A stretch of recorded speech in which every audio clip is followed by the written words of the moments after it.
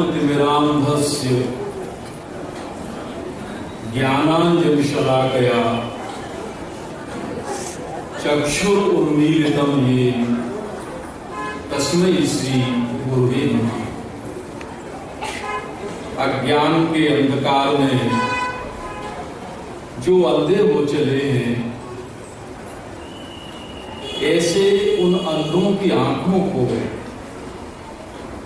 जिन्होंने अपने ज्ञान अंजन रूपी शलाका से खोल दिया, वह नेत्रों की ज्योति प्रदान कर दी, वह जागरण प्रदान कर दिया। ऐसे उन परम समर्थ गुरु महाराज के श्री चरणों में आइए हम सभी शत शत नमन करें, प्रणाम करें। बड़े विलक्षण और दुर्लभ क्षण होते हैं जीवन में, जब ऐसे महान संत की सभा में बैठने का एक अवसर प्राप्त होता है जीव को। और यह अवसर हम आप सबको उन्हीं की अहद की कृपा से प्राप्त हुआ है, जैसा कि आप कल से सुनते आ रहे हैं। परमात्मा की अवधारणा हमारे परम समर्थ गुरु महाराज ने जो दी, वो बड़ी अद्भुत विचार दिया। वह परम चैतन्य सत्ता जो कि अनंत है, उपनिषद और वेद जिसे अनादि कहते हैं। बड़े बड़े महापुरुष और ऋषियों ने खूब खोज की उस परम तत्व की, लेकिन अंत में उन्होंने यही कहा, न जानामि, न जान सके। वेद भी नेत नेत कह के उसे छोड़ दिया। जहां तक जा सकते थे उस अनंत को खोजा, लेकिन अंत में उन्होंने ये कहा कि कोई इसका अंत है नहीं। बिल्कुल ऐसे ही जैसे कि आकाश, जिसकी कोई सीमा नहीं है, वो अनंत है। परम समर्थ गुरु महाराज ने ज्ञान पथ के 10 आलोक में, कल से आप सुन ही रहे हैं, जो प्रथम आलोक उन्होंने कहा, और ये निवेदन विशेषकर उन नए भाइयों से जो इस संत सभा में पहली बार बैठे हैं, ध्यान से सुनें, मनन करें, क्योंकि महापुरुषों के जो वाक्य हैं वो वेदांत हैं। वेद माने बोध और अंत माने आखिरी सिरा, जो उस बोध के आखिरी सिरे तक जाती है बात। और जैसा कि परम भागवत परम पूज्य पंडित महाराज कहते थे कि उपदेशकों में और समर्थ गुरु में एक फर्क होता है। उपदेशक वे हैं जो कि एक प्यासे को जल के ऊपर प्रवचन करने वाले। एक प्यासा व्यक्ति है जिसे जल की पानी की बड़ी चाहत है, तो वह उसे जल पर प्रवचन करते हैं। और समर्थ गुरु वे हैं प्यासे को शीतल जल पिलाने। फर्क है। एक प्यासे व्यक्ति को आपने जल पर प्रवचन कर दिया, बात कुछ बनेगी नहीं, कोई फायदा कोई लाभ नहीं होगा। और एक है उस व्यक्ति को आप शीतल जल पिला रहे हैं, उसने जल का अनुभव कर लिया, कंठ में वो गया, शांत हो गया, तो फिर वही बात कि महापुरुषों के जो शब्द हैं वो वेदांत हैं, बोध हैं। ऐसा ही वेदांत का वो प्रथम सूत्र, ईश्वर एक शक्ति है, एक पावर है जिसका न कोई नाम, न रूप, न रंग। हाँ, जिसने रख लिया ठीक है, ये वाक्य कहा। आप देखें कि इस महान वाक्य में पूरे सार की बात छुपी है। भला उस अनंत शक्ति को क्या हम शब्दों में या विचारों में या किसी भी धारणा में बांध सकते हैं? यदि हम कहें कि साहब वो फला अवतार, बस यही ईश्वर है, यही परमात्मा है, नहीं बांधा जा सकता। उनकी शक्ति है, और उसी के लिए महापुरुषों ने कहा कि देखो भाई, वो जो शक्ति है इसी का सब खेल है। क्या कुछ युवा वर्ग, नवयुवक भी बैठे हैं, विज्ञान के छात्र भी बैठे होंगे, हम आप सभी थोड़ी बहुत जानते हैं। इस अनंत ब्रह्मांड में जो कुछ भी खेल है वो शक्ति का है। धरती घूमती है, जिससे 24 घंटे होते हम सब जानते हैं। ये गति कैसे हो रही है? कोई शक्ति लग रही है। सूर्य जिसकी वजह से प्रकाश है, ये ऋतुओं का परिवर्तन है, यहाँ तक कि जिसके प्रकाश से जीवन है, अस्तित्व है। उस सूरज का प्रकाश, उसमें जो कुछ परमाणु विखंडन हो रहा है, वो शक्ति तो है। महापुरुषों ने कहा कि सर्वप्रथम तो इस बात को हमें दृढ़ता से मानना पड़ेगा, और विज्ञान भी मानती है कि शक्ति है, शक्ति का अस्तित्व है।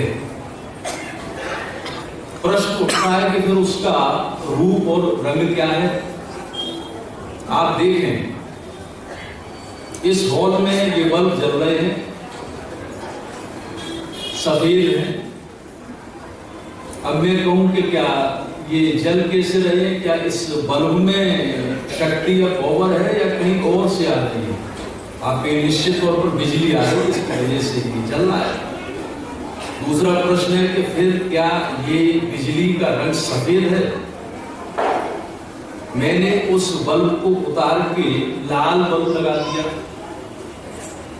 लाल रोशनी देने लगी। उसे उतार के मैंने नीला लगा दिया, नीली रोशनी देने लगी। मैंने हरा लगा दिया, हरी रोशनी आ गई। तो क्या वह जो शक्ति है वो नीली थी या सफेद थी या हरी थी, कैसी थी? उसका कोई न नाम था, न रूप था, न रंग था। हाँ, वो शक्ति थी। तो प्रथम बात तो ये कि वो शक्ति है। दूसरी बात, जो शक्ति से जुड़े, बड़ी सरल और सहज सी बात है, वो शक्तिशाली हो गई। जो शक्ति से जुड़े, जो शक्ति से नहीं जुड़े, वह शक्तिशाली नहीं है।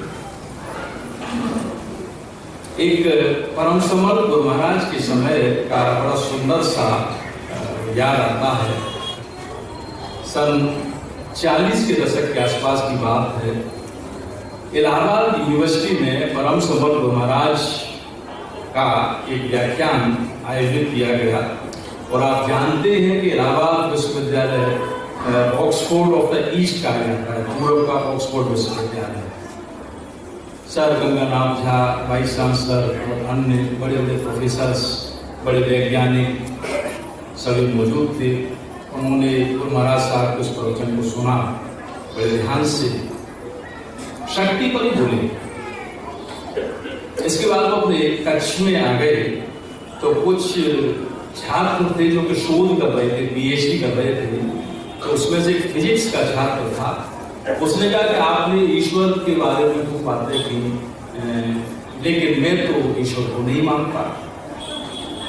गुरु महाराज मुस्कुराए, बोले कि बहुत अच्छी बात है, आप ईश्वर को नहीं मानते, उसके अस्तित्व को स्वीकार नहीं करते, इसमें कोई बुराई नहीं। लेकिन आप फिजिक्स के छात्र हैं तो इतना तो आप मानते होंगे कि एनर्जी है। बोले हाँ, फिजिक्स कहती है, भौतिक विज्ञान कहता है कि शक्ति है, और इस पूरे ब्रह्मांड में शक्ति का एक पूरा खेल है। पूरा ब्रह्मांड का जो संचालन है उस एनर्जी की वजह से हो रहा है। तो बोले देखो भाई, ऐसा है कि तुम जिसे एनर्जी कह रहे हो, यदि मैं उसे पावर कह दूं तो कोई हर्ष बोले, क्या उसी शक्ति को मैं परमात्मा कह दूं, उसी शक्ति को, तो क्या कुछ हर्ष उसको बोले? बिल्कुल नहीं, क्योंकि उसका जो कार्य है, उसका जो फंक्शन है, तो बस एक ही है, उसके फंक्शन दो नहीं होते। बल्ब में वो प्रकाश है, वही शक्ति यदि रेल के इंजन में प्रवाहित है, वो गति बन गई। वही शक्ति के अणु पेट्रोल, हाई स्पीड डीजल में, किसी जेट इंजन में, हवाई जहाज में लगे, फ्लाइट में, वो शक्ति उड़ने लगी। शक्ति जो है, बोले गुरु महाराज साहब की बस बात इतनी सी है कि जो शक्ति से जुड़ा वो शक्तिशाली हो गया, जो शक्ति से नहीं जुड़ा वह अशक्त रह गया, निर्बल रह गया। बात इतनी सी है, इसमें शक्ति का कोई घाटा या नफा नुकसान नहीं है। आप नहीं जुड़े, उस शक्ति का न तो नुकसान है न लाभ को, तो सर्वत्र है। आप जुड़े, आप शक्तिशाली हुए, आप नहीं जुड़े, आपके अंदर वो निर्बलता, सारी चीजें नहीं, वो छात्र समझ गया। शक्ति से जोड़ना, जिसके लिए शास्त्र कहते हैं सायुज्यता, युज्य माने जोड़ना। हमारे गुरु महाराज साहब ने पहले तो ईश्वर को परिभाषा के दायरे से बाहर किया। वह परमात्मा किसी धर्म, किसी संप्रदाय, किसी विचारधारा के दायरे से बहुत ऊपर की चीज है, जहां विचार का विचार भी समाप्त हो जाता है। देखें, हम सब विचार मनुष्य हैं, हर समय हमारे मन में विचार उठते हैं। थोड़ा सा ठहर के सोचे तो बातें बड़ी सरल लगेंगी, कठिन नहीं।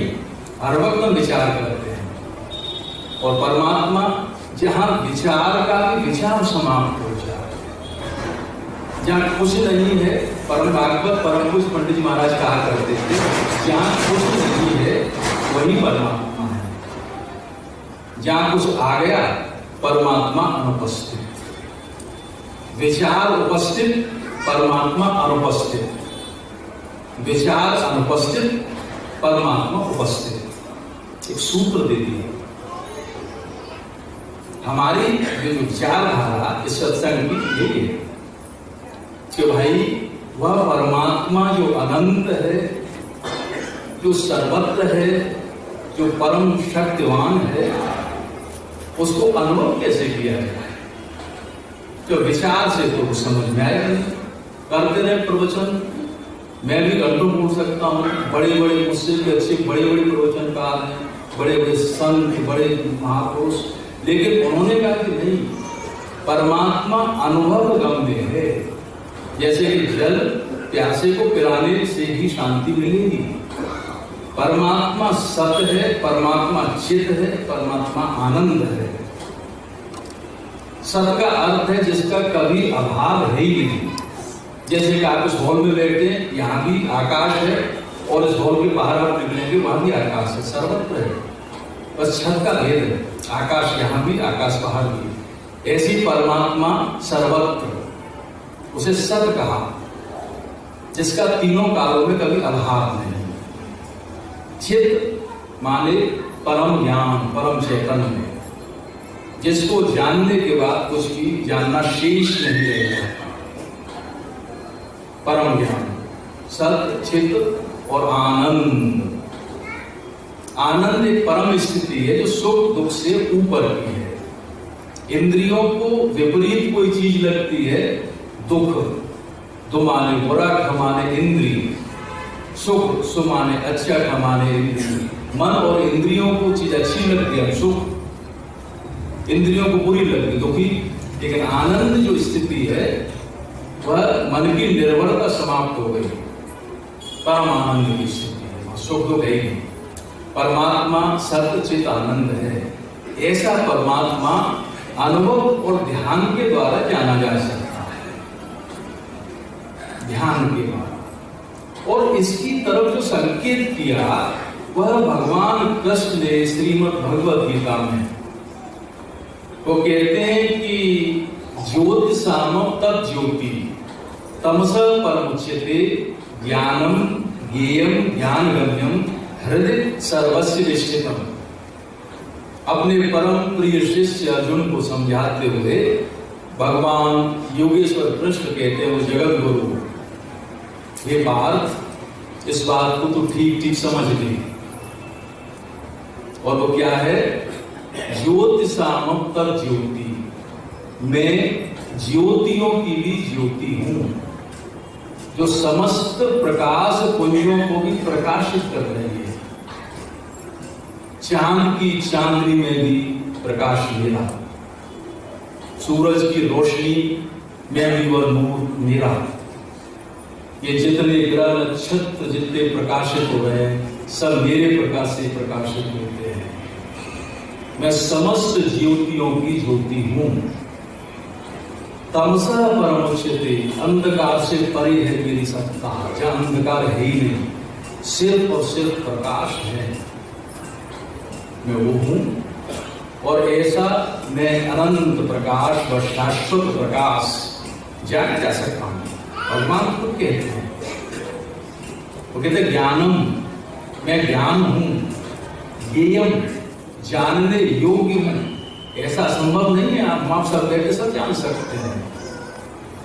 ज्ञानम ज्ञेयम ज्ञान गम्यम, और ज्ञान का अर्थ वो ध्यान के द्वारा मैं जाना जा सकता हूं। क्यों? हृदय सर्वस्व निश्चितम, मैं समस्त जीवों भूतों के हृदय में बैठा हुआ, कहीं बाहर नहीं, हृदय में बैठा। और हृदय में देखने के लिए हमें सिर्फ क्या करना है? गर्दन झुकानी, अपनी गर्दन झुका के अपने हृदय को तो देखना है। परम भागवत परम कुछ पंडित महाराज का बड़ा प्रिय वाक्य था, दिल के आईने में है तस्वीर याद की, जब मन किया गर्दन झुकाई देखी। मेरे उस प्रियतम की तस्वीर मेरे हृदय में है, जब मैं मन करता हूं गर्दन झुकाता हूं देख लेता हूं। कबीर साहब जिसकी तरफ कहते हैं, तू क्या मुझको ढूंढे रे बंदे, मैं तो तेरे पास में, ना मंदिर में ना मस्जिद में ना कानून के राशि कहीं मिलूंगा, तेरे भीतर उस मृग की नाग में जैसे कस्तूरी मैं महकता हूं तेरे वजूद में, तूने महसूस ही नहीं किया। हमारे गुरु महाराज साहब ने कहा कि भाई यदि तुम उस परमात्मा, उस शक्ति, उस पावर को अनुभव करना चाहते हो, वैसे ही बनना चाहते हो, ये सबसे आनंद, तो इसका एक ही उपाय है और वो है उपासना योग। ये हमारी साधना है। उसका अर्थ है समीप, आसन माने बैठ जाना और योग माने मिलना। ये धारणा से प्रारंभ किया, एक विचार को पकड़ा, क्योंकि परमात्मा विचार से परे है, लेकिन उस विचार से परे के लिए भी एक विचार पकड़ना पड़ेगा। उस हल्के से, उस बारीक, उस नफीस विचार का नाम है धारणा। जैसा कि हम ध्यान में अक्सर तो पुराने लोग, पुराने भाई जानते हैं, आंखें बंद कर लें और ऐसा देखें, ये धारणा है। ये हल्का बारीक सा एक रेशम की डोरी सा विचार, ऐसा देखें कि परमात्मा प्रकाश स्वरूप में विराजमान है, ये विचार। उपासना योग। और हम देखते हैं कि धीरे धीरे करके ये जो मन है, यह मन उनके सम्मुख होता चला जाता है। सम्मुख बाधा सिर्फ इतनी है कि मन भागता है, क्योंकि नियंत्रण में बड़ी मुश्किल में आता है और मन ऐसे ऐसे खेल तमाशे भी दिखा देता है कि हम विचलित हो जाते हैं। कई भाई कहते मन नहीं लगता ध्यान में, भागता है इधर उधर। हम सन्मुख होना जानते नहीं। भला सूरज से धूप मांगनी थोड़ी पड़ती है, जब फूलों से आप सुगंध को मांगते हैं, सूरज को आप तो सन्मुख हो जाए तो उसका तो स्वभाव ही धूप देना है, फूल का तो स्वभाव है सुगंधी देना। ऐसे संत जो है, समर्थ गुरु है, वो तो उस परमात्मा का निराकार स्वरूप है, वो तो सत चित आनंद है ही, वो समर्थ गुरु। उसे क्या मानना? वो तो आप सन्मुख बैठेंगे, वो तो सत चित आनंद भरेगा ही। लेकिन हम अपने पूंजीभूत संस्कारों के साथ तो मन भागता है। एक छोटा सा किस्सा है। गुरु नानक देव बड़े महान संत मत के बड़े था, वो भ्रमण पे काफी निकलता करते थे।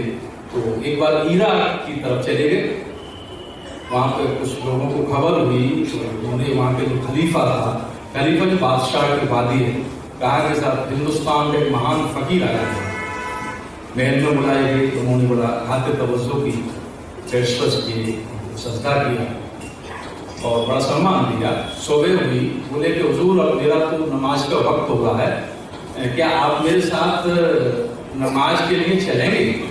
फकीर तो फकीर बोले हाँ चलेंगे, लेकिन आपका तो धर्म दूसरा है, कोई बात नहीं। मस्जिद में गए, बोले कि आप तो नमाज पढ़ेंगे कि मेरे साथ में? हाँ कर लेंगे। सामने जो मौलाना था उसने अजान प्रारंभ की। आपने देखा होगा कि मुसलमान भाई झुकते हैं, वो नीचे क्या करते हैं सजदा वगैरह, तो वो सब झुके, सारी क्रिया उन्होंने की। लेकिन गुरु नानक देव खड़े रहे। जब सारी क्रिया हो गई तो वो खलीफा बोला कि हुजूर आपने तो कहा था कि आप मेरे साथ में नमाज अदा करेंगे, लेकिन मैंने तो देखा कि आप खड़े रहे। गुरु नानक देव का उत्तर था, मैं नमाज किसके सामने पढ़ता? तुम्हारे जो मौलाना है, एक तो काबुल में गए हुए थे घोड़े बेचने, वो जो नमाज करा रहा था, जो क्रिया बता रहा था, और मौलाना अवाक रहे, चरणों में बैठ पड़ा, बोला हुजूर आप ठीक कहते हैं, मेरे दो बेटे हैं, घोड़ों का व्यापार करते हैं और इस समय वो काबुल में अपने घोड़े बेचने गए हुए हैं, और मेरा मन जो था वो यही था। मैं नमाज बांच जरूर रहा था, लेकिन मेरा मन वही था, काबुल में घोड़े बेचा, सन्मुख नहीं था। हम जब ध्यान में बैठते हैं तो बस इतना कर लें, हृदय को खोलें, सन्मुख। ये धारणा से शुरुआत है, और जिस क्षण हम सन्मुख होंगे तभी मानस में आता है सन्मुख होए जीव हो जगही, जन्म कोटि अगनाशे तबही। शरीर से ही नहीं, मन से सन्मुख होना। और ऐसे अनेकों उदाहरण महापुरुषों के और हमारे शास्त्रों में वर्णित हैं कि जो एक बार भी पल भर के लिए भी सन्मुख हो गया, वह कृतकृत्य हो गया, जीवन के श्रेष्ठ को प्राप्त कर गया। गोसाई जी महाराज इसीलिए तो कहते हैं इस बात को, यह विनती रघुवीर गोसाई, चाहो न सुमति सुगत संपत्ति कछु, रिद्धि सिद्धि विपुल बढ़ाई। महान संत गोस्वामी तुलसी महाराज यही कहते हैं कि मुझे नहीं चाहिए कुछ भी, यह विनती रघुवीर गोसाई, एक आस विश्वास भरोसो, हरो जीव जड़ताई। इस जड़ता को हर दें, मेरे अज्ञान को दूर कर दें। ये नेत्रों पर जो पर्दा पड़ा हुआ है, ये विस्मरण है, आपके स्वरूप को नहीं देख पा रहा, बस इसे दूर करें। मैं नहीं चाहता, चाहो न सुमत, मुझे ज्ञान नहीं चाहिए, सुमत कोई मुझे अच्छी बुद्धि प्रखर बुद्धि नहीं चाहिए।